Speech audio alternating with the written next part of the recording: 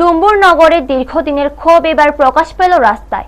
প্রাপ্য ভাতা না পেয়ে বাধ্য হয়ে আন্দোলনের পথ বেছে নিলেন প্রায় ৩০০ জন মহিলা কর্মী। গন্ডাছড়া মহকুমার ডুম্বুরনগর আরডি ব্লক কার্যালয়ে তালা ঝুলিয়ে বিক্ষোভে সামিল হন ৩টি ক্লাস্টার লেভেল ফেডারেশন অর্থাৎ সিএলএফ এর অধীন কর্মরত মহিলারা। তাদের অভিযোগ, গত ৭ মাস ধরে কমন সার্ভিস পয়েন্টের ভাতা বকেয়া রয়েছে। একাধিকবার দাবি জানানো হলেও সমস্যার কোনো সমাধান হয়নি। অবশেষে বাধ্য হয়ে তারা ব্লক অফিসে তালাবদ্ধ করে প্রতিবাদ জানান। বিক্ষোভরত মহিলাদের দাবি, অবিলম্বে তাদের সমস্ত বকেয়া ভাতা পরিশোধ করতে হবে। মহিলা কর্মীরা স্পষ্ট জানিয়েছেন, বকেয়া ভাতা সম্পূর্ণ পরিশোধ না হওয়া পর্যন্ত তাদের আন্দোলন চলবে। এই ঘটনায় এলাকার চাঞ্চল্য ছড়িয়েছে এবং প্রশ্ন উঠছে, দীর্ঘ ৭ মাস ধরে কেন প্রাপ্য ভাতা থেকে বঞ্চিত থাকতে হলো এই কর্মীদের। ব্যুরো রিপোর্ট, নিউজ তৎকাল 24।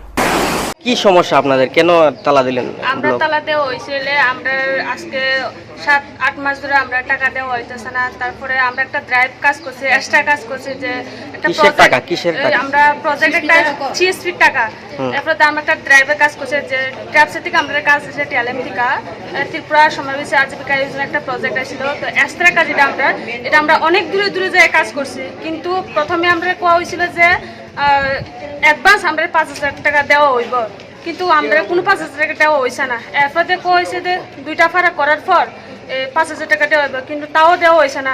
আজকে ৪ মাস চলতেছে, আমরা কোনো টাকা পাইছি না। আর জিএসপি টাকাও আমরা কোনো টাকা পাওয়া হইতেছে না।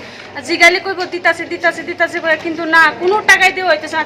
আজকে ৭ মাস ধরে আমরা কত পরিবার ফালাইয়া, কত বাচ্চা ফালাইয়া, আমরা কত সংসার ফালাইয়া, কত দূরে দূরে আমরা কাজ করতেছি, কিন্তু কোনো টাকা আমরা পাইতেছি না।